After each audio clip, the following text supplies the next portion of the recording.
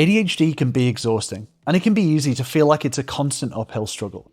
After all, it's something that is completely out of our control. We didn't choose to have ADHD. We were born with it. So it has an impact on our lives. But how do you stop it from taking over your life? How do you stop becoming a victim of your ADHD? Firstly, for me, shifting my mindset was crucial. Seeing my ADHD as an explanation, not as an excuse. So in seeing ADHD as an explanation, this means that it gives context or reasons behind my actions or my behaviors, and it aims to provide a bit of understanding, but without shirking responsibility. This acknowledges the impact of ADHD on other people, but it also encourages learning and growth from experiences. That's what treating ADHD as an explanation does, to clarify, not to justify. Whereas I used it to try to justify or minimize my responsibility for my actions or my behaviors. I had used it to deflect blame or to avoid consequences of all of my actions. And ultimately, using it as an excuse disregards the impact of our actions on other people. And it stops personal growth by not addressing the underlying issues, the underlying challenge of ADHD. With ADHD, we are capable of doing things. It's just tougher. Yes, we can do some things, and in hindsight, we can realize that we can relate them to our ADHD. But ADHD is not an excuse to avoid doing things or to justify things that we didn't do or that we avoided or that we forgot. It's not there to avoid consequences. So for example, after my diagnosis, when I first learned that I had ADHD, I went online and I searched for ADHD spaces.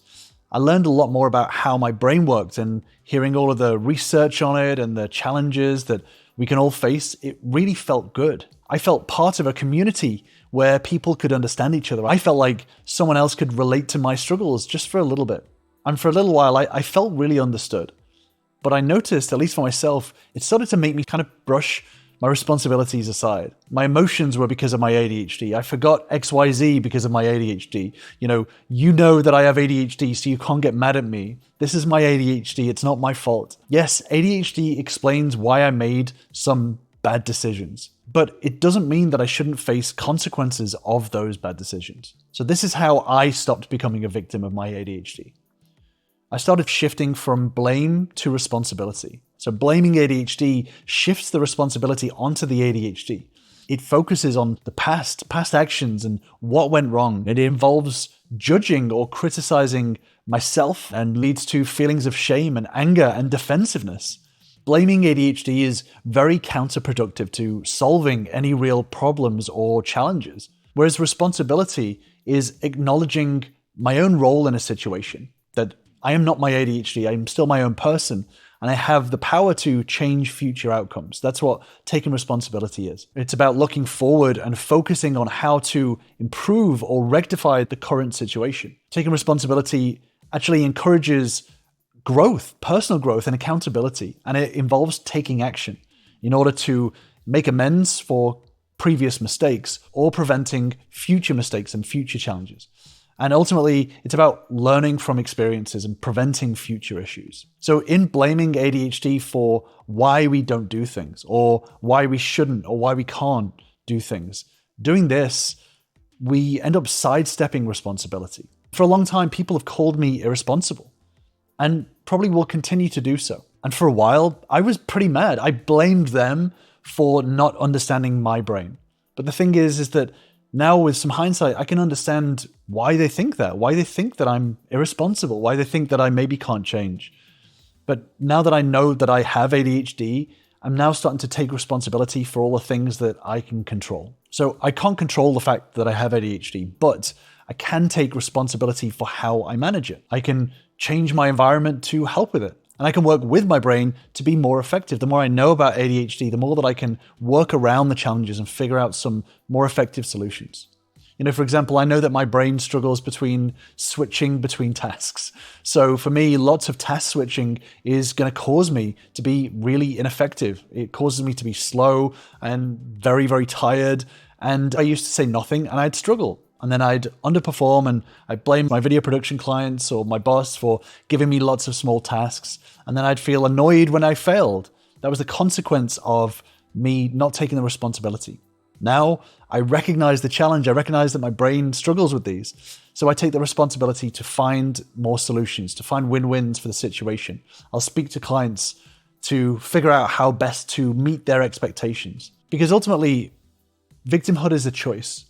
And the more that I do to acknowledge the challenge, the more that I learn that being a victim to ADHD is a choice. Now, I want to be clear that I'm not saying that ADHD isn't a challenge. Like, I lived it, I feel it, I understand it. I mean, it's literally a neurodevelopmental disorder. But nor am I saying that society shouldn't work towards accommodating people with ADHD. I believe the world is better when we can see that some people struggle in different places. We can give them better support in those areas. I believe that. However, I spent a lot of time wallowing in my ADHD, dwelling on the problems and obstacles ahead. I actually ended up disempowering myself by telling myself that I don't have any control over my own circumstances. I disempowered myself by repeating that mantra over and over again, blaming my ADHD. And this stopped me from looking for ways around these challenges. I never really tried to find a lasting solution. I ended up giving up and just succumbing to my ADHD. Because if I see myself as a victim, then I will start to act like a victim. As an example, in relationships, I expected other people to manage my emotions. So if I had triggers or struggles, I put the expectation on others to not trigger me. And that can be quite a common thing for people to do in general, to put the responsibility on other people to manage your emotions. But this is quite disempowering to ourselves because it means that we just get to exist with triggers. We don't work on them and it never changes. And then everyone else around us has to manage our triggers. So instead of one person working on their emotions and working through it, it means that all of our friends, our family, our partners, they have to do it. They have to manage our emotions, which at best is inefficient. But at worst, it's putting the expectation and the responsibility on other people for something that we can do ourselves, that we can put the work in ourselves. Now, if they do it out of the goodness of their hearts, great. That's awesome. And that's really appreciated. But I figured out that I can't expect other people to do that. I can't expect other people to manage my mental health, my emotions. If I see ADHD as an enemy, something to cure that others need to accommodate, then I'll end up living my life that way. And ultimately, I don't want to do that.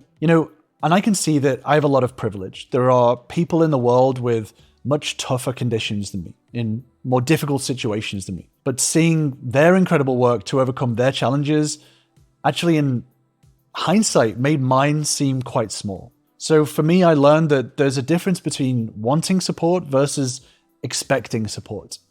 I want the world to be more accommodating to neurodivergence, but I can't expect it right now. I have ADHD, no one else does, so it's my responsibility to manage it. Would I like workplaces to accommodate me more? Sure. Would I like a partner to understand the way my brain works better? Of course. Would I like the world to recognize neurodiversity and to stop treating people as individuals? Yes, absolutely. But I can't expect that. And this channel is partly about that. I want to raise awareness of challenges, but I don't want to wallow because I found that it doesn't work. It's ineffective. It doesn't help. So it's perfectly normal to struggle, especially when it comes to mental health. There are genuine reasons why so many of us can feel like a victim.